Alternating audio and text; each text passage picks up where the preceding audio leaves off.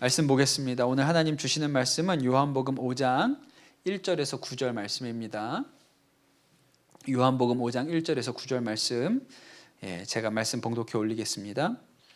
그 뒤에 유대 사람의 명절이 되어서 예수께서 예루살렘으로 올라가셨다. 예루살렘에 있는 양의 문 곁에 히브리 말로 베드자다라는 연못이 있는데 거기에는 주랑이 5 있었다. 이 주랑 안에는 많은 환자들, 곧 눈먼 사람들과 다리 저는 사람들과 중풍병자들이 누워 있었다. 그들은 물이 움직이기를 기다리고 있었다. 주님의 천사가 때때로 못에 내려와 물을 휘저어 놓는데 물이 움직인 뒤에 맨 먼저 들어가는 사람은 무슨 병에 걸렸든지 나았기 때문이다. 거기에는 38해가 된 병자 한 사람이 있었다. 예수께서 누워있는 그 사람을 보시고 또 이미 오랜 세월을 그렇게 보내고 있는 것을 아시고 물으셨다. 낫고 싶으냐?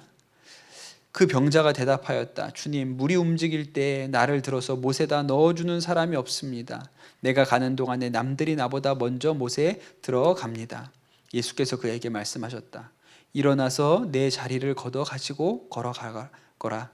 그 사람은 곧 나아서 자리를 걷어 가지고 걸어갔다. 그날은 안식일이었다. 아멘. 하나님의 말씀입니다. 이런 얘기가 있더라고요. 어떤 정서가 불안하고 강박증이 있어서 안절부절하지 못하는 사람이 있었어요. 이 사람이 가지고 있는 강박은 종이만 보면 막 찢는 거예요. 계속 이렇게 찢는 버릇이 있어요. 이거를 고쳐보려고 애를 쓰고 노력을 해봤는데 잘 안 고쳐졌습니다. 그래서 정신과에 치료를 받으러 갔어요. 몇 군데 병원을 가봤습니다. 어떤 병원 신경정신과에서는 과거의 상처를 중심으로 이 문제를 접근을 했다 그래요. 그래서 혹시 어렸을 때 종이 뭉치로 맞은 적이 있느냐? 아니요, 없는데요. 그럼 종이에 살을 크게 베인 적이 있느냐? 아니요, 없는데요. 다른 병원에 갔어요. 그 병원에서는 환경적인 접근을 했습니다. 혹시 제지 공장에 근무를 한 적이 있었냐고? 아니요, 없었는데요. 그럼 혹시 어릴 때 제지 공장 근처에 살았던 적이 있습니까? 아니요, 그런 적 없는데요. 그랬어요. 또 다른 병원을 갔습니다. 거기는 아주 심리적인 방법으로 접근했어요. 혹시 종이를 찢었을 때 심하게 혼난 적이 있습니까? 아니요, 그런 적 없는데요. 혹시 종이를 찢을 때 쾌감을 느끼시나요? 아니요, 별로 그런 것도 아닌데요. 여러 병원을 다녀보고 여러 검사를 해봤는데도 속 시원한 방법을 찾지를 못했어요. 그러다가 어느 다른 병원에 갔는데 그 병원 의사 선생님은 조금 이렇게 성격이 괄괄하신 분이었던 것 같아요. 이 환자가 또 앉아가지고 불안해가지고 앞에 무슨 종이가 있길래 또 습관적으로 찢기 시작했어요. 그 의사 선생님이 찢는 모습을 보고 뭐 하는 겁니까? 종이 찢지 마세요! 한마디 했거든요. 그날부터 나았다는 얘기가 있어요. 너무 간단하게 그냥 종이 찢지 말라고 하면 되는 걸 가지고 심리적으로 접근을 해보고 환경적으로 접근을 해보고 과거의 상처를 들여다보고 아니 그냥 하지 말라 그러면 되는 걸 가지고 그냥 하지 말라고 그러면 되는 걸 가지고 간단한 것이죠. 여러분, 어쩌면 우리 인생의 문제도 그럴지 모릅니다. 우리가 여러 가지 다른 방법, 어떻게 하면 이것을 바꿀 수 있을지 해결할 수 있을지 고민하지만 우리 인생의 문제 해결이 어찌 보면 아주 간단할 수도 있을지 몰라요. 사실 우리에게 하나님이 주신 방법은 복잡한 게 없습니다. 우리가 구원에 대해서 5분만 설명하면 다 설명할 수 있어요. 아주 간단한 것이죠. 어렵게 설명할 것도 없어요. 우리가 이 단순한 진리를 굳게 붙들면 누구나 우리가 예수님이 주시는 은혜와 평강 가운데 거할 수 있는 것이죠. 오늘 말씀에 보면 예수님께서 그 명절이 되어서 예루살렘에 올라가셨습니다. 그리고 그 예루살렘에 양문이라는 문이 있었어요. 그 문은 이제 성전 근처에, 예루살렘에 있었던 성전 근처에 있는 문이었는데 제사 지낼 양이 그 문으로 통과해서 들어가는 문이었기 때문에 그 문 이름을 양문이라고 붙인 거예요. 그게 무슨 요새 냉장고가 양문형 냉장고 이래서 양문이 아니고 양이 지나다니는 문이라서 양문인 거예요. 그런데 이 양문 옆에 베데스다라는 작은 연못이 하나 있었습니다. 근데 이 연못은 그냥 연못이 아니고 전설의 연못이에요. 우리도 그런 게 좀 있죠. 요 근처에 청계산도 그 매봉 올라가다 보면 바위가 이렇게 두 개가 이렇게 겹쳐 있는데 거기를 이렇게 빙글빙글 돌면 소원이 이루어진다. 뭐 이런 얘기가 있잖아요. 비슷하게 이 연못도 이제 전설의 연못인데 그 전설이 뭐냐면 가끔씩 천사가 내려온다는 거예요. 이 연못에. 그래서 천사가 내려와 가지고 그 연못의 물을 휘저 놓고 갈 때 가장 먼저 그 물이 움직일 때 가장 먼저 들어가는 사람은 병이 낫는다. 이런 전설을 가지고 있죠. 여러분 어떻게 생각하세요? 이 전설을 신뢰하십니까? 이 전설이 좀 믿을 만한 것 같으세요? 좀 이해가 잘 안 가죠. 무슨 얘기인가? 진짜 천사가 내려오는 건가? 물이 움직인다는 건 또 뭐지? 이게 다 사실은 뭐가 이렇게 지금 우리 생각에는 잘 맞지 않아요. 일반적으로 이제 성경학자들이 설명하는 방식으로 이 연못이 간헐천이라고 해요. 간헐천 아십니까? 우리나라에는 없죠. 저도 못 봤는데 이렇게 뜨거운 물이 지하에 있다가 이렇게 주기적으로 이렇게 폭발하는 것처럼 확 솟구쳐 오르는 그런 온천을 간헐천이라고 한다죠. 그 미국의 뭐 옐로우스톤 같은 그런 국립공원에 가면 막 물기둥이 뭐 엄청나게 높게 올라간다고 하잖아요. 그래서 바로 그러한 현상이 일어날 때 사람들이 천사가 내려왔구나 이렇게 생각을 했다고 이 주석가들이 이야기를 합니다. 그런 얘기가 하나 있고요. 제가 예루살렘에 갔더니 지금도 예루살렘에 가면 베데스다 연못 터가 있습니다. 가서 봤더니 우리가 생각하는 형태의 그런 연못이 아니에요. 저 석촌호수 이런 느낌이 아니거든요. 되게 조그맣고요. 약간 뭐라 그럴까? 사람이 만든 것 같은 물 웅덩이에요. 예. 그래서 이 베데스다 연못에 대해서 뭐라고 설명하냐면 베데스다는 이 사람들이 만들어 놓은 인공 저수지라는 거예요. 왜냐하면 이제 이스라엘은 물을 모아놔야 되거든요. 비가 많이 안 오기 때문에. 근데 이 물을 오래 담아두면 썩으니까 저수지 밑으로 배수로를 만들어서 이제 물이 썩으면 흘려보내고 또 새물을 받고 이렇게 한다는 거죠. 그래서 그 물이 움직인다는 것은 누가 배수로 문을 연 거예요. 그럼 우리가 욕조에다 물 받아놨다가 수채구멍을 딱 열면 이렇게 빙글빙글 돌면서 들어가는 것처럼 그런 현상이 이 연못에 일어나는 걸 가지고 그때 사람들은 천사가 내려왔다 이렇게 얘기를 했다는 것이죠. 천사가 내려와서 휘저었다. 그렇게 얘기를 했다는 거예요. 뭐가 맞을까요? 저도 잘 모르겠습니다. 그런데 확실한 것은 천사가 내려와서 휘젓고 간 것은 아닌 것이죠. 그냥 물이 어쩌다가 움직이는 순간이 있었던 거예요. 그런데 그것을 두고 사람들이 어떤 이야기를 만들어냈냐면 그 움직이는 물에 들어가면 병이 고침을 받는다. 그런 이야기를 만들어낸 거예요. 그래서 그 베데스다 연못 주위에는 수많은 환자들, 눈먼 사람, 다리 저는 사람, 중풍병자들 수많은 환자들이 거기에서 진치고 앉아 있다가 내내 물이 언제 움직이나 이렇게 들여다보고 있다가 물이 움직이면 들어가려고 준비를 하고 있었던 것이죠. 여러분, 정말 그 물에 들어가면 병이 나았을까요? 어떠세요? 정말 거기 들어갔으면 나았을 것 같아요? 만약에 거짓말이었다면, 실제로 그런 일이 진짜로 일어난 게 아니었다면 어떻게 그 거짓말은 계속 유지됐을까요? 수많은 환자들이 그 거짓말을 믿고 거기에 모여 있었잖아요. 그게 거짓말이라면 어떻게 그 거짓말이 계속 사람들 안에 흘러서 그게 유지되고 사람들이 거기에 모여 있게 했을까요? 일단 한 가지는 그들이 환자라는 데 있어요.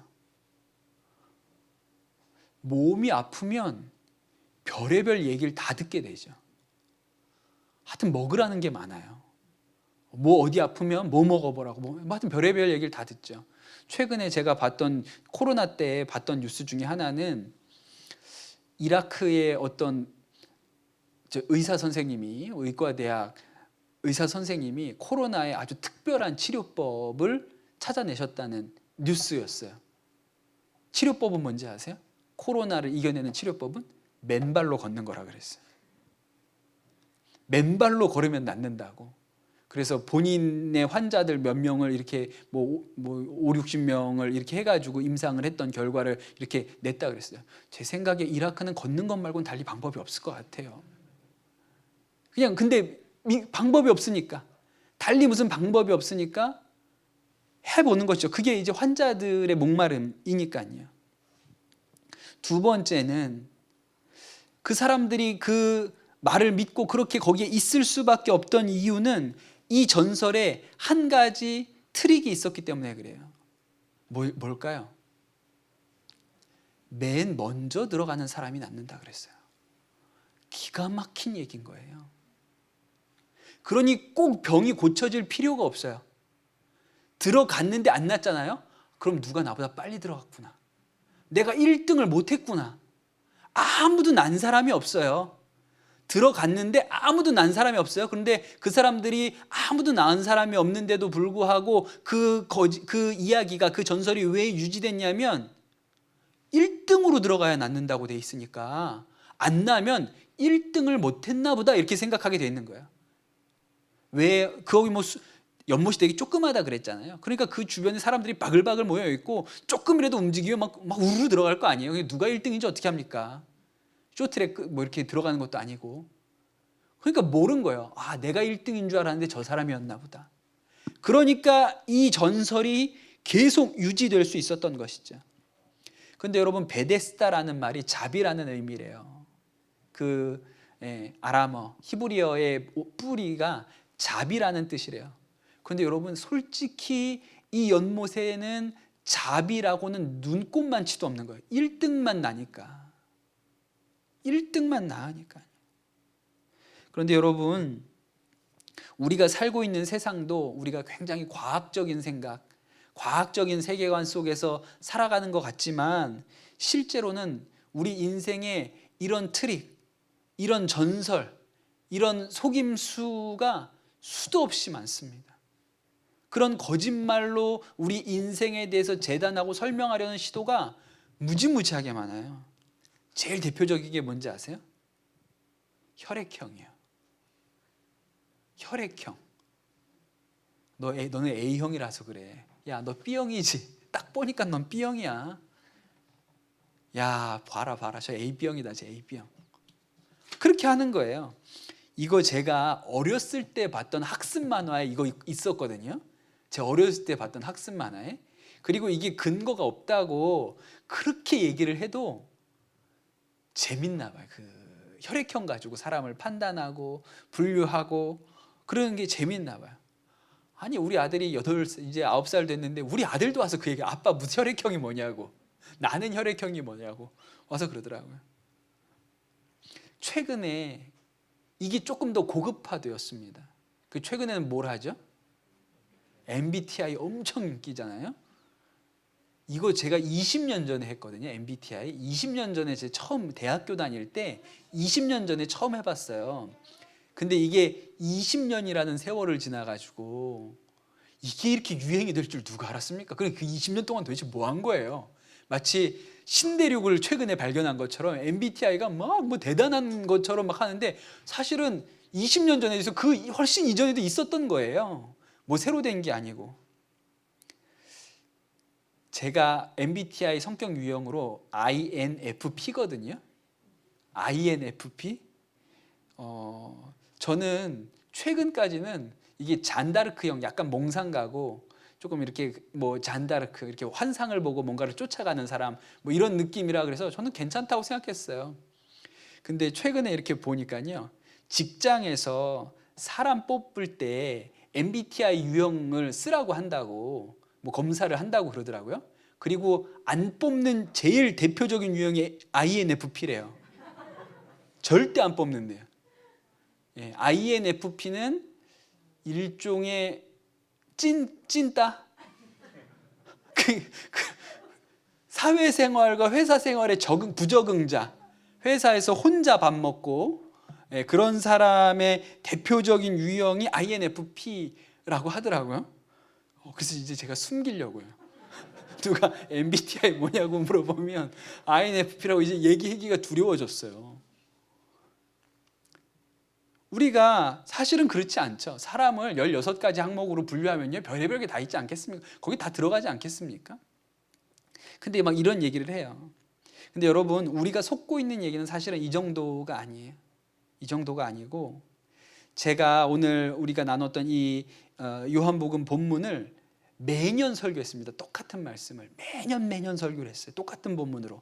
언제 했냐면 수능 시험 보기 전에, 수험생 둔 학부모님들 수능날 그 수험생을 위한 기도회 하면 제가 늘 이 본문으로 설교해요. 학생들에게도 이 본문으로 이야기를 하죠. 시험 보러 가기 전에.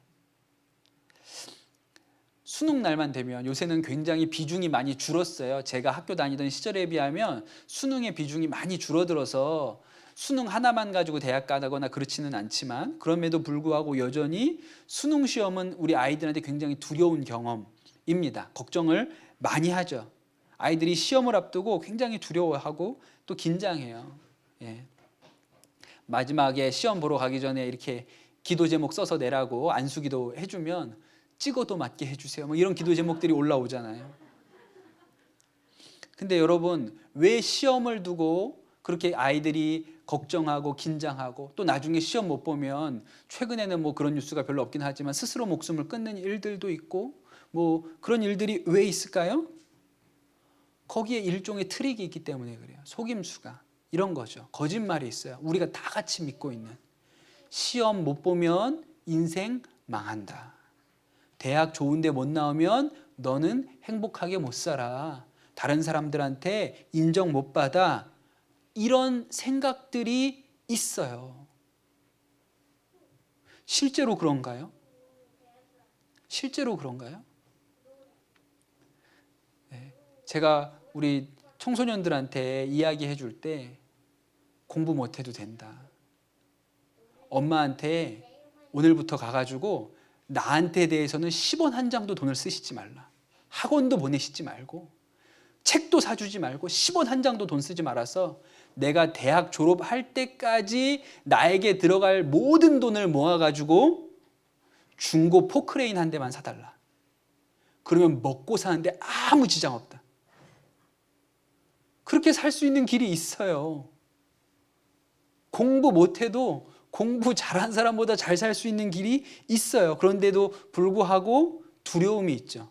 시험 못 보면 인생 망해. 근데 제가 아이들 목회하면서 보니까요, 수능 시험을 앞두고도 전혀 긴장도 안 하고 염려도 안 하고 걱정도 안 하는 애들이 있어요. 누구죠? 대학 안 가려고 하는. 대학 갈 마음이 없어. 내일 수능 시험 보러 가요. 왜? 이렇게 밑에다가 받쳐주려고, 깔아주려고 시험은 보러 가지만 그 시험 성적과 내 인생이 아무 상관이 없다고 생각하는 애들은 전혀 두려워하지 않아요. 시험하고 나랑 상관이 없으니까요. 여러분, 부모들도 마찬가지예요. 부모들도 그런 두려움이 있는 거예요. 우리 애가 이번 시험 못 보면, 대학 좋은 데 못 가면 어떡하지? 그런 두려움과 그런 속임수에 우리가 속고 있죠. 그게 뭐가 달라요? 베데스다 연못하고 1등으로 들어가야 병이 낫는다더라. 이야기하는 것하고 뭐가 다릅니까? 제가 이렇게 여행을 좋아해서 해외여행을 나가보니까 이제 우리나라가 엄청 잘 살아요. 우리 권사님 중에 한 분이 나는 맨날 단기 선교만 나가보고 그래가지고 잘 사는 나라 한 번도 못 가봤다, 그렇게 얘기하시는 권사님 계셨는데, 나가보면 우리나라가 제일 잘 살아요. 그렇지 않습니까? 유럽 가봤는데 다 우리만 못해요. 네. 우리가 너무너무 잘 살아요.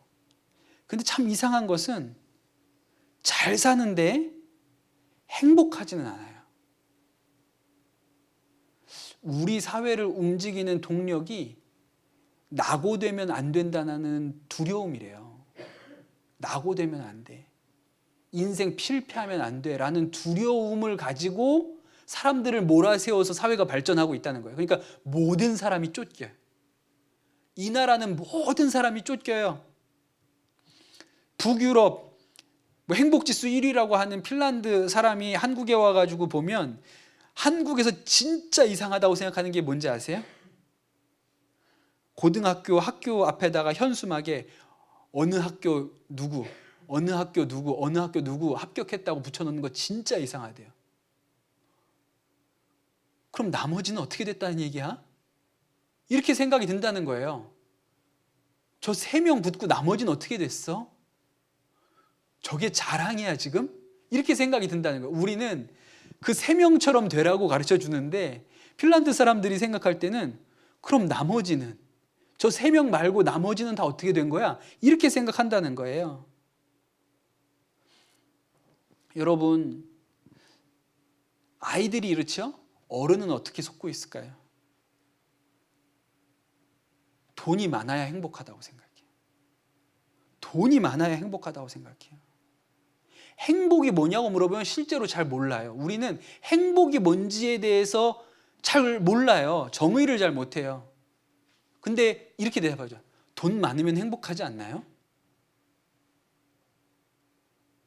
그래서 우리나라 말은 참 이상한 게 돈 많으면 잘 산다고 해요. 돈 많은 건 돈 많은 거죠. 잘 사는 건 잘 사는 거고요. 돈 많은 게 잘 사는 건 아니거든요. 근데 우리나라 말은 돈 많으면 잘 산다고 말해요. 이상한 거죠. 돈 많고 불행할 수도 있고 돈이 없어도 행복할 수 있는데 우리는 그렇게 얘기를 해요. 오늘 말씀에 바로 이런 이 베데스다 연못, 사람을 속이고 사람을 그 연못에 묶어두고 있었던 이 베데스다 연못에 한 사람이 등장을 합니다. 성경에 이렇게 나와요. 거기에 38해가 된 병자 한 사람이 있었다. 이렇게 나와요. 지난주에 제가 말씀 전할 때 사마리아 여인 이야기하면서 그 아무도 나오지 않는 12시 떼약볕이 내려쬐 있는 그 시간에 예수님이 일부러 그 우물에 가서 앉아 계셨잖아요. 그리고 아무도 없었죠. 제자들은 다 음식을 구하러 갔고 그 우물 옆에 예수님만 앉아 계셨는데 이 사마리아 여인이 물동이를 지고 이렇게 혼자 왔어요. 그래서 예수님을 만나잖아요. 그러니까 1대1의 만남이 이루어졌죠. 예수님하고 1대1의 만남이 이루어졌어요. 그런데 오늘 이 얘기는 뭐가 독특하냐면 그 베데스다 연못에는 수많은 환자들이 있었거든요. 얼마나 많았겠어요. 그런데 그 많은 사람들 중에 예수님 눈에 들어온 사람은 딱 한 사람이라는 거예요. 그 38년 된 환자. 그러니 예수님이 우리를 만나는 방식은 아주 개인적이에요. 인격적이에요. 인류를 구원했는데 그 인류 중에 내가 한 사람 있는 게 아니고 사마리아의 여인을 만나러 찾아가신 것처럼 수많은 사람들 중에도 너, 38년 된 환자 너, 이렇게 아주 개인적인 거예요. 오늘 만났죠. 이 38년 된 환자를 예수님께서 주목하셨어요. 왜 그랬을까? 왜 그 수많은 병자들 중에 그 연못에 모여 있었던 수많은 사람들 중에 왜 하필 이 환자였을까? 이 병자였을까? 그런데 이 병자에 대해서 성경이 기록하고 있는 건 딱 하나입니다. 38년 되었다. 요거 하나밖에 없어요. 그가 실제로 무슨 병이었는지도 모르고 38년 되었다 라고만 얘기를 하죠. 제 생각엔 이건 그냥 추측하는 건데 거기 모여있던 환자들 중에 이 사람이 제일 오래 있었던 사람이 아닐까? 그래서 일부러 38년이라고 쓴 거예요. 제일 오래 있었으니까 38년이나 그 자리에 있었던 사람이 있었다고. 여러분, 너무 극률하지 않습니까? 어떤 사람이 질병에 걸려서 그 병을 고치고 싶어서 이 병에 낫는 것이 마음에 거의 유일한 소원이어서 방법이 없으니까 그 연못에 나와 있는 거예요. 근데 여러분, 그렇게 한 세월이 38년이라고 생각을 한번 해보세요. 그냥 인생 자체가 다 그 질병에 빨려 들어가 버린 거죠. 그런데 여러분, 그 거짓말 때문에 38년을 그 베데스다 연못에 낫지도 않고 실제도 아닌데 그 거짓말에 속아서 그 연못에서 어디 가지도 못하고 내가 잠깐 비운 사이에 누가 먼저 들어갈까 봐 거기에 자신의 인생을 다 쏟고 있었다고 생각해 보세요. 얼마나 가여운 사람입니까? 그런데 여러분, 많은 사람이 그렇게 살아요. 몇 년 전에 여자 아이돌 그룹의 멤버였다가 또 나중에는 여배우로도 아주 성공한 젊은 스타가 그녀의 나이 25살에 스스로 목숨을 끊은 일이 있었습니다. 멀지도 않아요. 요 근처 동네였다고 제가 들은 것 같아요. 근데 그런 뉴스 많이 보잖아요. 연예인 누가 스스로 목숨을 끊었다. 이런 뉴스를 많이 듣잖아요. 근데 제가 이 여배우, 이 젊은 여배우를 기억하는 이유는 이 여자 배우가 어떤 프로그램에 나와서 이런 얘기를 했어요. 나는 태어나서 지금까지 살면서 한 번도 행복하다고 느껴본 적이 없어요. 라는 얘기를 했어요. 기가 막히다는 생각을 했어요. 25년을 살았어요. 그런데 한 번도 행복하다는 느낌을 받아본 적이 없다는 거예요. 그런데 이 여배우가 되게 성공한 사람이잖아요. 인기도 있고 좋아하는 사람도 많고 팬도 많고 우리가 볼 때는 너무너무 가진 게 많고 여러분 25살에 그렇게 되는 사람이 얼마나 있습니까? 정말 손에 꼽잖아요. 그 수많은 아이들이 제가 별로 안 좋아하는 것 중에 하나가 이렇게 오디션 프로그램 안 좋아하거든요. 저는 오디션 프로그램은 많이 나왔을 때가 제일 재밌는 것 같아요. 점점 순위가 좁아져가지고 사람이 줄어들수록 재미가 없어져요. 그냥 많이 각자의 개성대로 부르면 좋을 것 같은데 차츰차츰해서 1등을 뽑아요. 근데 여러분 그걸 하려고 얼마나 수많은 사람들이 그렇게 몰려듭니까? 근데 이 친구는 그들이 원하는 거기까지 간 거잖아요. 근데 이 친구가 하는 이야기가 25년을 살면서 한 번도 행복하다는 느낌을 가져본 적이 없다고 얘기를 해요. 그 말이 전 충격적이더라고요.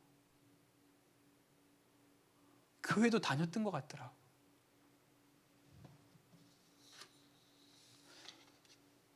(38년) 동안 그 베데스다 연못에서 들어가려고 기다리고 있었던 이 환자랑 이 여배우가 실상 뭐가 다르겠습니까?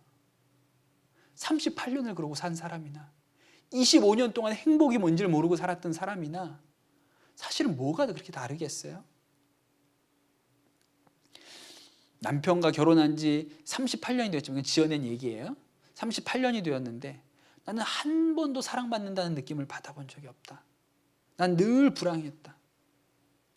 이렇게 생각하는 사람이 있다면 그 사람이 이 38년 된 병자와 뭐가 다릅니까? 똑같은 것이죠. 얼마나 극률한 인생이에요. 그런데 여러분, 제가 요한복음 말씀을 전하면서 특별한 것은 예수님은 늘 거길 찾아간다는 거예요. 그런 사람을. 지난주에 말씀드렸던 것처럼 사마리아 여인을 예수님이 찾아가셨던 것처럼 또 오늘 이 38년 된 환자를 찾아가시죠. 그리고 이 환자한테 물으셨어요. 우물가 여인하고 예수님 얘기를 읽어보면 대화가 굉장히 깁니다. 여인하고 얘기를 많이 해요. 남편 불러와라. 또 이 여자가 또 여자도 되게 당돌하고 이렇게 그런 여자예요. 막 이렇게 그냥 물이나 떠주고 그냥 수줍게 이렇게 하는 여자가 아니고요.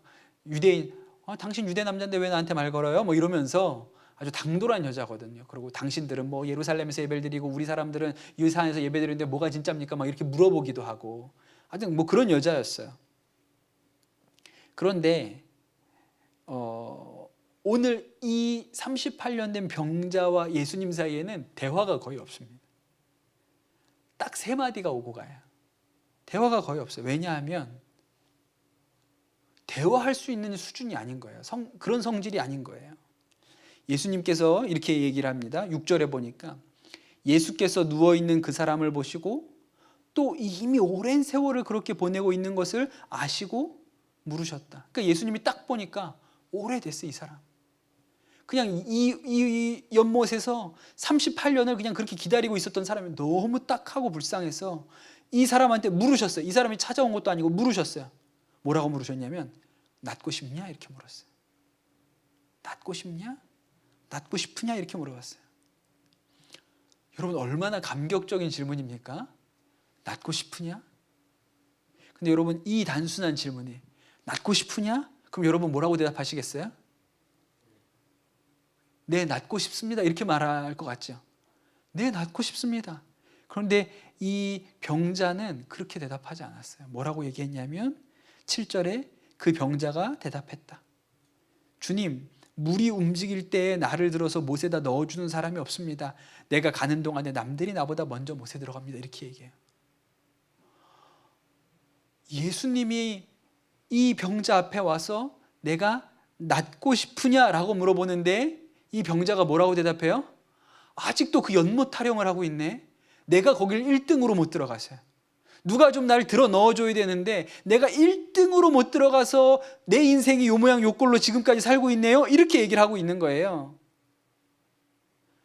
그러니 이 남자는 그 거짓말을 믿고 자신의 인생의 모든 불행의 원인이 연못에 1등으로 못 들어갔기 때문이라고 생각하면서 살고 있는 것이죠. 그래서 이 남자는요, 자신의 병이 낫는 것보다 뭐가 더 중요했어요? 1등으로 들어가는 게 훨씬 중요했어요. 내 병이 낫는지 안 낫는지보다 1등으로 들어가는 게 훨씬 더 중요하다고 그렇게 생각하면서 살고 있었던 것이죠. 그러니 여러분, 이런 사람하고는 뭐가 안 돼요? 대화가 안 되는 거예요. 말이 안 통하니까.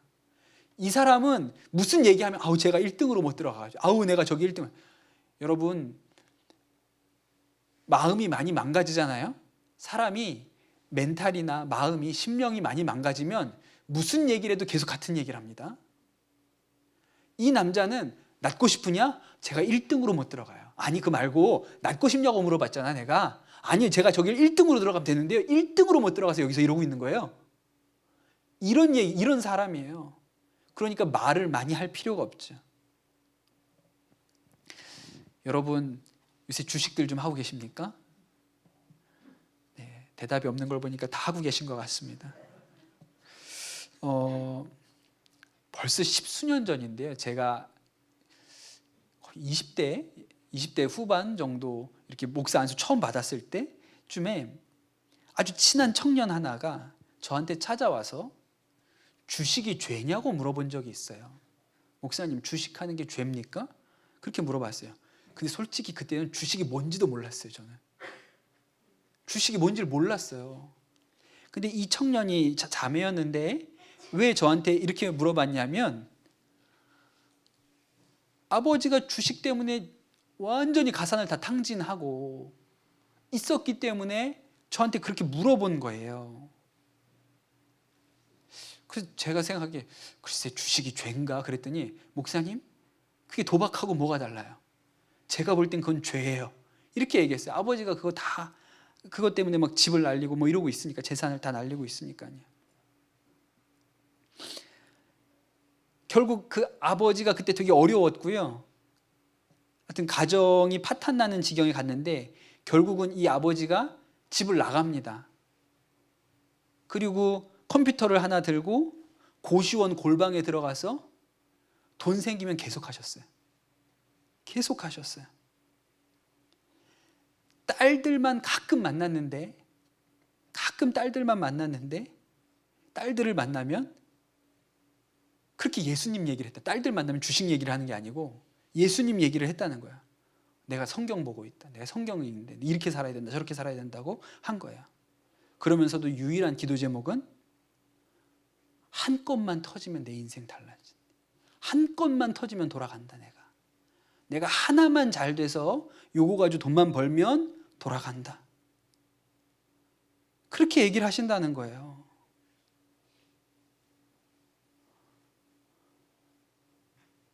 (38년) 된 환자가 하고 있는 얘기랑 똑같지 않습니까?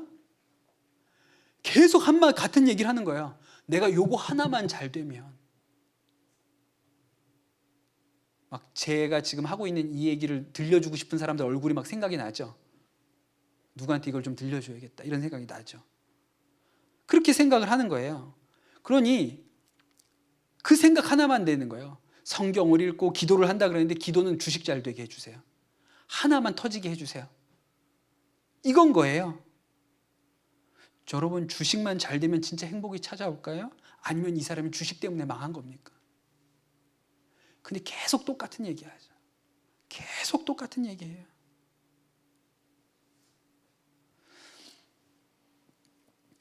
제가 그 21살에 여름방학, 대학교 2학년 때죠. 대학교 2학년 때 여름방학에 친구랑 둘이서 제주도에 배낭여행을 갔어요. 그때는 제주도가 지금처럼 가기 쉬웠던 데가 아니었습니다. 그래서 저희는 진짜 거의 돈도 없었고 뭣도 없었기 때문에 배 타고 갔다 배 타고 왔어요. 예. 그것도 제주도에서도 뭐 이동수단이 없어서 둘이 자전거 빌려가지고 자전거 타고 제주도를 한 바퀴 돌면서 뭐 그렇게 아주 고생하면서 여행을 했는데, 도착하고 나서 얼마 되지 않아서 해수욕장에 갔습니다. 너무 좋죠. 뭐 자전거 타고 달다가 막 바다가 막 푸른 에메랄드빛 바다가 있으니까요. 지금도 기억나요. 협재 해수욕장. 협재 해수욕장이 물이 얕습니다. 그 애들 데리고 나가서 놀기 되게 좋은 데거든요. 그래서 저희도 거기 가가지고 막 놀았어요. 둘 다 수영을 잘 못해요. 친구는 조금 한다 그랬는데 제가 보니까 못하고요. 저는 아예 못하고요. 그래서 둘이서 막 신나게 놀다가 뭐 얕으니까 깊이 들어가다가 제가 빠졌어요. 물에 빠졌어요. 이제 바닷물이 막 목으로 콧구멍으로 막 넘어 들어오는 상황이 됐어요. 그럼 여러분 어떻게 해야 되죠? 어떻게 해야 될까요? 모르세요? 어떻게 해야 되죠? 수영을 전 못하고요. 그런 제가 막 허우적거리고 있으니까 저를 구하겠다고 그 수영을 조금 한다고 했던 그 친구가 들어왔는데 하긴 뭘 합니까? 둘이 같이 허우적대는 거예요. 막 거기서. 그럼 뭐 어떻게 해야 되죠? 그때부터는 살려주세요 그래야 될 거 아니에요. 살려주세요 그래야 될 거 아니에요. 근데 제가 소리를 못 질렀어요. 왜 못 질렀냐면 창피해서요. 똑같은 라인 선상에 초등학생도 안 돼 보이는 애가 너무 튜브를 타고 재밌게 놀고 있는데 거기에 내가 빠져가지고 살려달라고 하는 게 너무 부끄러운 거예요. 그래서 살려달라고 소리를 못 질렀어요. 창피해서 막 목으로 막 이렇게 바닷물이 넘어오는데도 불구하고 살려달라고 소리 못 해서 창피해가지고 옆에서 초등학생도 놀고 있는데 그걸 거기서 내가 살려달라고 하면 너무 이게 아닌 것 같아가지고 그래서 둘 다 막 거기서 허우적거리고 있는 거예요. 옆에 그 고무보트 있잖아요. 바람 넣어가지고 하는 거. 어떤 이렇게 가족이 그 고무보트를 타고 지나가더라고요. 그 제가 저기요 저희 좀 살려달라고 해야 되는데 저기요 이랬어요. 그러니까 우리를 이렇게 유심히 보더니 또 저 멀리 가네. 야, 죽겠구나. 이제 우린 죽겠구나. 근데 그때 누가 이렇게 뒤에서 나타나셔가지고 이렇게 서핑보트 같은 거를 잡으라 그래가지고 그분이 우리를 끌어내줘가지고 둘 다 나왔거든요. 그리고 나선 제가 바다에 들어가 본 적이 없습니다. 예. 지금은 이제 수영을 할 줄 아니까 들어가지만 그래서 제가 해병대에 있을 때도 바다에 들어가 본 적이 없어요. 정말 어리석은 거죠. 물에 빠져 죽게 되었는데도 창피해서 살려달라고 말을 못해요. 그런데 여러분, 이 38년 된 환자가 꼭 그렇지 않습니까? 예수님이 낫고 싶냐? 제가 1등으로 못 들어가서 그래요. 네가 진짜 행복하기를 원하니? 너희 가정이 회복되기를 원하니? 한 건만 터지면 돼요, 예수님. 제발 한 건만 해결해 주세요. 그럴 땐 그렇게 하는 게 아니에요. 어떻게 해야 돼요? 예수님 살려주세요. 제발 저 좀 살려주세요. 네가 낫고 싶으냐라고 물으면 주님 제발 저 좀 살려주세요. 제가 여기서 38년을 이러고 살았어요. 제발 저 좀 고쳐주세요. 네가 진짜 행복하기를 원하냐? 예수님 제발 저 좀 살려주세요. 제가 더 이상 이렇게는 못 살겠습니다. 이렇게 해야 되는 거잖아요. 근데 그 순간에도 우리가 어떻게 하고 있어요? 예수님 이 집만 팔리면 제가 괜찮아요. 이 집만 팔리게 해주세요. 그럼 빚 다 갚고요, 어느 정도 회복할 수 있어요. 그렇게 하는 게 아닌 거예요. 야, 내가 이 남자를 만나서 내가 내 인생이 이렇게 되었구나. 내가 이 남자만 아니면 주님, 저 남자 좀 빨리 죽게 해주세요. 네가 진짜 인생 행복하게 살고 싶으냐? 주님, 제가 이 남자만 안 만났으면 내 인생이 이렇게 되지 않았습니다 라고 얘기하고 있는 거예요. 야, 네가 진짜 행복한 인생을 살고 싶으냐? 주님, 제가 부모를 잘못 만나서 제 인생이 이렇게 된 거예요. 제가 좀 돈 있는 사람, 좀 번듯하게 나 공부시켜줄 수 있는 그런 부모 만났으면 내 인생이 이렇게 안 됐겠죠? 아니, 그게 아니고 그냥 예수님이 낫고 싶으냐라고 물어보시면 저 좀 살려주세요 라고 해야죠. 저 좀 살려주세요 라고 해야 되는 거예요. 그 여배우 중에 최강희라는 여배우가 있죠. 되게 이렇게 어려 보이시는, 나이 많으신데, 저보다도 나이가 많으신데 이렇게 어려 보이는 여배우가 있어요. 뭐 드라마도 영화도 많이 나오는 것 같습니다. 모태신앙으로 태어났고 늘 어려서부터 어머니 기도하시는 모습 뒤에서 바라보면서 그렇게 자랐다 그랬어요. 근데 참 이상하게도 아주 자존감이 낮고 왜 사는지도 잘 모르겠다. 그랬다 그래요. 어릴 때부터 줄곧 하고 있는 생각이 이런 거였어요. 언제 다 살지? 이렇게 생각했대요. 진짜 이상하죠. 마음속 한구석에 이 인생을 언제 다 살아? 어렸을 때부터 그렇게 생각을 했다는 거예요. 그래서 정말 꿈 없는 청소년 시절을 보냈습니다. 언제 죽을지 생각하면서 하루하루를 보냈어요. 그런데 참 기가 막힌 것은 사람들 앞에서는 되게 밝아 보였다는 거예요. 자존감이 너무 낮아서 그냥 늘 자기가 뭘 해도 내까짓 게 뭐래? 내가 뭘 할 수 있겠어? 이런 생각이 늘 그를 짓누르고 있었대요. 그래서 어떤 때는 자신에 대해서 만족스럽지 않아서 자해를 하기도 하고, 그러면서도 어떻게 하면 내가 좀 잘 살아볼까 이런 생각이 있었기 때문에 착하게 살아야 된다 이런 생각이 있었나 봐요. 그래서 뭘 열심히 했냐면 헌혈을 엄청 열심히 했어요. 헌혈.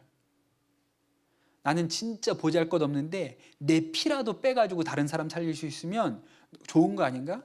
그래서 헌혈을 하도 많이 해서 적십자사로부터 헌혈 유공장 은장을 받았다는 거예요. 30번 넘게 해가지고, 연예인인데.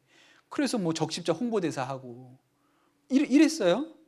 그렇게 자기가 헌혈했다 그러면 사람들이 언니 너무 멋있어요. 언니는 진짜 너무 천사야. 막 이렇게 막 댓글 달아주고 헌혈한 거 사진 찍어 올리고, 그럼 막 사람들이 막 하면 그럼 기분 좋고. 골수기증이 필요하다고 했는데 뭐 헌혈이나 비슷하겠지. 그래서 골수기증 신청을 했대요. 근데 마침 딱 조혈모 세포가 일치하는 환자가 있어서 진짜 골수를 이식을 해줬죠. 빼가지고 이식을 해준 거예요. 그래서 골수 기증하려고 입원해서 사진 찍어가지고 막 자기 그 페이스북에다 올리고 그러니까, 야, 언니 너무 천사다. 진짜 언니 너무 사랑해요. 진짜 언니 너무 좋은 사람인 것 같아. 막 수백 개의 댓글이 달렸어요. 근데 진짜 이상한 거 그거 보면서 하나도 좋지 않대요. 그거 보고 있으면 슬프다는 거예요. 왜냐하면 사람들이 언니 너무 예뻐요. 천사예요. 너무 그래요. 그랬는데 자기는 자기 본 모습을 알아요. 집에 들어가면 소주 안 먹으면 잠을 못 자. 술에 취하지 않으면 잠을 못 자. 매일 담배 피고. 그러면서 교회는 나가고. 그러니 자신의 이런 모습을 누가 알면, 야, 소주 먹는 천사도 있냐? 담배 피는 천사도 있냐? 자기는 속으로 이렇게 생각하고 있는 거야. 사람들은 헌혈 많이 한다. 어떻게 저렇게 자기 걸 이식해줘가지고 저런 걸 하나. 근데 실제로 자기 집에 들어가서의 자기의 삶은 전혀 그런 게 아닌 거예요. 최강희 씨가 자신의 회심에 대해서 이렇게 얘기를 합니다. 사람들이 다 착하다 얘기하고 귀하다고 천사다고 얘기하는데 삶은 엉망이죠. 작품으로 좋은 평가를 받고 사람들이 칭찬을 해도 늘 두렵고 불안하다 그랬어요. 너무너무 힘들고 고통스러웠어요. 그러다가 어느 날 그냥 엄마가 예배에 나가야 된다고, 예배에 나가야 된다고. 그래서 예배를 드리러 나갔는데 그냥 말씀도 하나도 기억나는 건 없는데 너무 힘이 드니까 예배당 나오기 전에 통성기도 하라 그러는데 딱 한마디 했다는 거예요. 하나님, 저 좀 살려주세요. 제발 저 좀 살려주세요. 하나님, 전 술 못 끊어요. 전 담배도 못 끊어요. 제발 저 좀 살려주세요. 하나님, 저는 왜 이렇게 살아요? 저는 너무 힘들어요. 제발 저 좀 살려주세요. 저는 의지박약이에요. 저는 아무것도 못해요. 제발 저 좀 살려주세요. 놀라운 것은 그날부터 변화가 시작되었어요. 그날부터. 술을 끊어야겠다고 생각한 것도 아니고 담배를 끊어야겠다고 생각한 것도 아니고 꼭 먹을 필요가 없으면 먹지 말자. 먹어야 될까? 아니 꼭 먹지 않아도 될 것 같은데? 그럼 그냥 자보자. 그렇게 생각했는데 술도 끊고 담배도 끊었어요. 하나님이 믿어지기 시작했어요. 하나님이 예수님께서 함께 하시는 것이 믿어지기 시작했어요. 기가 막힌 일이죠. 여러분, 우리 앞에, 우리 안에 예수님이 계시잖아요? 그러면 예수님, 우리 남편 좀 어떻게 해주세요? 우리 아내 좀 어떻게 해주세요? 우리 집 좀 어떻게 해주세요? 이거 하나만 해결해 주세요. 이거 한 건만 해결해 주세요. 아니요. 예수님, 저 좀 구원해 주세요. 예수님, 저 좀 살려주세요. 예수님만이 저의 답이에요. 그렇게 해야 옳은 것이죠. 김준공 목사님이라고 아주 유명한 목사님 계시죠? CCC 설립하신, 대학생 선교단체 설립하신 김준건 목사님. 정말 그 CCC를 그만큼 일으켜 세우신 분이잖아요. 그런데 CCC 수련회를 가면 그 김준건 목사님의 아주 대표적인 설교, 가장 유명한 설교, CCC 수련회 때마다 하는 설교가 백문일답이라는 설교가 있었죠. 100가지를 물어보는데, 질문을 100가지를 하는데 대답은 딱 하나예요. 예수 그리스도. 예수 그리스도. 제 주변의 사역자, 우리 목사님들 중에도 CCC 출신들 중에 이 백문일답에 깨져서 헌신하신 분들 많이 있어요. 그 백문일답이 그만큼 놀라운 말씀이거든요. 근데 저도 백문일답으로 설교를 여러 번 했어요. 언제 하냐면 1학년부터 6학년 모아놓고 설교하라고 할 때, 수련회 가서. 여러분, 말이 이게 1학년부터 6학년이죠. 초등학교 1학년하고 6학년을 한 300명, 400명을 앉혀놓고 설교하라는 거는요, 죽으라는 얘기랑 똑같은 거예요. 초등학교 1학년부터 6학년 수준도 안 맞고요. 완전히 달라요. 그렇게 설교를 해야 된다 그러면, 그런 집회를 인도해야 될 때가 되면 저는 딱 한 가지 선택밖에 없어요. 백문일답 하자. 백문일답은 초등학교 1학년이 해도 되고 초등학교 6학년이 해도 되고 대학생이 해도 상관이 없거든요. 예수님 이름 100번 부르면 끝나는 거예요. 예수 그리스도 100번 부르면 끝나요. 그래서 초등학생들 데리고 백문일답을 하면 재미있어요. 경쟁을 붙이면 돼요. 남자들만 한번 해보겠습니다. 우리를 가장 사랑하는 분이 누굽니까? 예수 그리스도 그러잖아요. 그럼 이번엔 여자들만 해보겠습니다. 누가 더 목소리 큰지 한번 봅시다. 우리 여학생들을 가장 누구보다 사랑하는 분은 누굽니까? 예수 그리스도 더 크게 하죠. 그럼 이제 학년별로 나눠서 해봅시다. 초등학교 1학년에게 어떤 학년이 제일 목소리 큰지 한번 보겠습니다. 초등학교 1학년에게 묻습니다. 우리를 천국 가게 하시는 분이 누구십니까? 예수 그리스도 이러잖아요. 훌륭해, 훌륭해. 2학년한테 물어보겠습니다. 2학년은 1학년보다 더 크겠죠? 그럼 2학년 애들이 막 아주 이기려고, 초등학교 1학년 애들이 이기려고 기를 쓰고, 우리를 죄에서 구원하신 분이 누구십니까? 예수 그리스도 뭐 이러잖아요. 그럼 초등학교 3학년은 더 크죠? 초등학교 4학년은 뭐 아주 막 진짜 목소리가 터져라 예수 그리스도를 외쳐요. 그러다가 초등학교 5학년 시키면 확 가라앉습니다. 초등학교 6학년은 안 해요. 네, 초등학교 예수 그리스도, 예수. 그럴 줄 알았다. 내가 니네는 그럴 줄 알았어. 그렇게 100번을 해요. 근데 여러분, 이게 능력이라는 거 아세요? 이게 능력이에요. 우리의 마음이 완전히 무너져서 38년 된 병자처럼 38년을 그 자리에 있었으니 무슨 소망이 있겠습니까? 38년을 그 자리에 있었다고 생각해 보세요. 낫는다는 희망도 없을 거예요. 그냥 기계처럼 움직이는 거였겠죠. 근데 여러분, 그러한 심령이더라도 예수님 100번 외치면요, 그냥 목소리가 터져라 예수 그리스도 100번 외치면 심령이 살아납니다. 심령이 살아나요. 그게 예수 그리스도 이름의 능력이더라고. 애들이, 그 6학년 애들이요, 울어요. 나중에 왜 우냐고 물으면 몰라요. 왜 우냐고 물어보면 왜 울었어 물어보면 몰라요. 근데 울어요. 눈물이 난대요. 그냥 왠지 모르는데 눈물이 난대요. 예수님 이름 100번 외치고 나니까. 여러분, 38년 된 환자를 만약에 제 앞에다 데려다 놓고 목사님 기도 좀 해주세요 라고 물어보면 전 속으로 이렇게 생각할 거예요. 왜 나한테 데리고 왔을까? 내가 이걸 어떡하냐?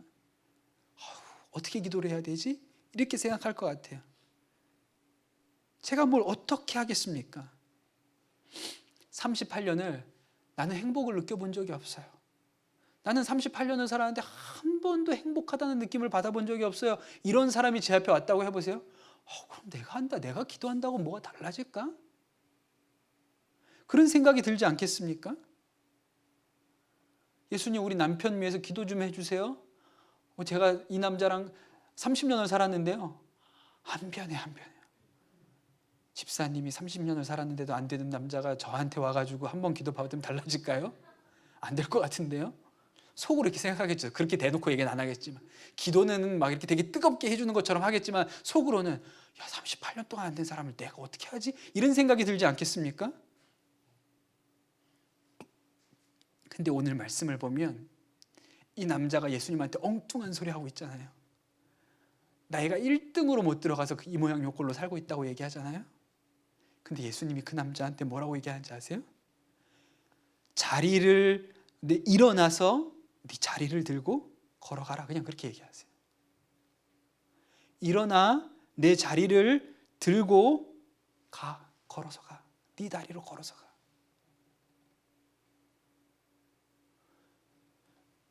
예수님 앞에는 문제가 없는 거예요. 예수님 앞에는 문제가 없어요.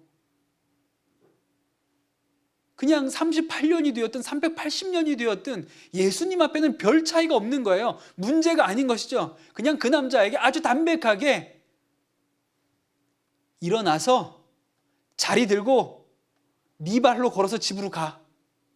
더 이상 여기 안 있어도 돼. 너무나도 담백하게 설명할 필요도 없고 그냥 한마디로 얘기하신 거예요. 일어나서 네가 지금까지 깔고 앉았던 그 자리 들고 발로 걸어서 가. 그러니 예수님 앞에는 우리 눈앞에나 38년 된 문제고요. 예수님 눈앞에는 38년 된 문제도 없고 380년 된 문제도 없는 거예요.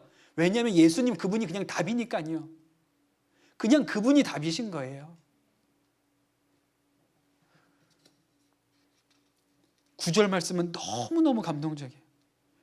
그 사람은 곧 나와서 자리를 걷어 가지고 걸어갔다. 아멘 아닙니까? 아멘 아닙니까? 여러분, 오늘 우리가 예배드리는 이 자리에 예수님이 와 계세요. 우리의 심령마다 예수님이 와 계세요. 그러면 오늘 예수님이 우리한테 우리의 삶의 오래된 문제, 38년이나 묶여 있었던 것 같은 그런 문제들, 생각하면 해결되지 않을 것 같은, 그냥 체념하고 덮어두고 이런 문제들을 가지고 주님, 이 문제만 해결되면 내 인생이 좀 달라질 것 같은데요? 요거 하나만 풀어지면 내 인생이 좀 달라질 것 같은데요? 라고 설명할 때 예수님이 뭐라 그러실까요? 일어나서 네 자리 들고 걸어서 집으로 가. 그 사람은 곧 나아서 자리를 걷어가지고 걸어갔다. 아멘입니다. 여러분, 요거 하나가 저거 하나가 요거 하나가 고쳐져야 내 인생이 달라질 것 같은데 그렇지 않고요. 그냥 예수님이 답인 거예요. 그냥 예수님 그분 자체가 답인 거예요. 그분은 오늘 내가 씨름하고 있는 이 문제에 대해서 그냥 일어나서 자리를 걷어가지고 돌아가 라고 말씀하시면 문제 해결이 우리 심령에 일어나는 것이죠. 그것이 예수님의 능력이신 거예요. 그래서 우리가 그분을 구원자라고 하는 거고, 그분을 우리에게 메시아라고 하는 거고, 그분을 그리스도라고 부르는 것이죠. 그분이 답이니까요. 내 인생에 어떤 한 가지 문제가 해결돼서 내 인생이 달라지는 게 아니고 그냥 예수님 그분이 말씀하신 것처럼 길이요 진리요 생명이요, 그분 자체가 답인 거예요. 그래서 예수님이 오늘 이 밤에 야, 네 자리 걷어가지고 가. 그러면 이루어지는 것이죠. 그럼 문제가 없는 것입니다. 있어도 없는 건 거예요. 여러분, 오늘 기도하실 때 기도가 잘 안 되면 예수 그리스도 100번만 하고 가세요. 예수 그리스도 100번만 하고 가세요. 네. 예수 그리스도 그 이름이 능력이에요. 예수 그리스도 그 이름이 능력이에요. 답이니까요. 그 예수님이 내 인생에 무슨 문제를 해결해 주셔야 답이 아니고 그분이 그냥 답이에요. 그러니 우리가 그 이름만 불러도 하나님 구원을 얻을 것이다. 그 이름만 불러도 구원을 얻을 것이다. 여러분, 오늘 우리가 그렇게 예수 그리스도를 만나게 되시기를 축복합니다. 38년 된 이 병자가 만났던 것처럼 오늘 이 밤에 우리에게 찾아오셔서 낫고자 하느냐? 살고 싶습니다, 주님. 주님 살려주십시오. 예수님 살려주십시오. 여러분, 그렇게 고백하고 오늘 이 38년 된 병자가 자리에서 일어나 자기 그 자리를 들고 집으로 걸어갔던 것과 같은 역사가 오늘 이 밤에 오늘 함께 예배드리는 모든 분들에게 일어나시기를 예수님의 이름으로 축복합니다. 이 시간 우리 같이 찬양하시고 기도하겠습니다.